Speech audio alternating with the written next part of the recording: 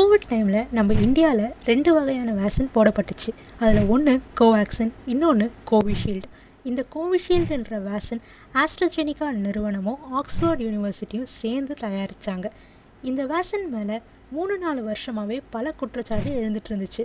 இந்த வேக்சின் போட்டவங்க இளம் வயசுலேயே ஹார்ட் அட்டாக் வந்து இறக்குறாங்க, சைடு எஃபெக்ட்ஸ் இருக்குது அப்படின்னு. அந்த வகையில் இங்கிலாந்து ஹைகோர்ட்டில் ஒரு கேஸ் இது சார்ந்து போடப்பட்டிருக்கு. அதுக்கு பதிலளிக்கும் வகையில் ஆஸ்ட்ராஜெனிகா நிறுவனம் முதல் முறையாக கோவிஷீல்டுனால சில பேருக்கு சைடு எஃபெக்ட்ஸ் வர வாய்ப்பு இருக்குன்னும், ரேராக சில பேருக்கு டிடிஎஸ் நோயால் பாதிக்கப்படவும் வாய்ப்பு இருக்குன்னு ஒத்துக்கிட்டு இருக்காங்க. இந்த டிடிஎஸ்னால் என்னென்னா த்ரோம்போசிஸ் வித் த்ரோம்போசைட்டோபினியா சிண்ட்ரோம். இதனால் நம்ம உடம்புல பிளட் கிளாட் ஆகும், பிளட் பிளேட்லெட் கவுண்ட் குறைக்கும். மேஜராக ஆல்ரெடி ஹெல்த் இஷ்யூஸ் இருக்கவங்க, டயபெட்டிக் பேஷண்ட், ஹார்ட் ப்ராப்ளம் இருக்கவங்க அதிகமாக அஃபெக்ட் பண்ண வாய்ப்பு இருக்குது. கான்ஷியஸாக ரொட்டீன் ஹெல்த் செக்அப் பண்ணி உங்கள் ஹெல்த்தை கேர் எடுத்து பார்த்துக்கோங்க. தேங்க்யூ.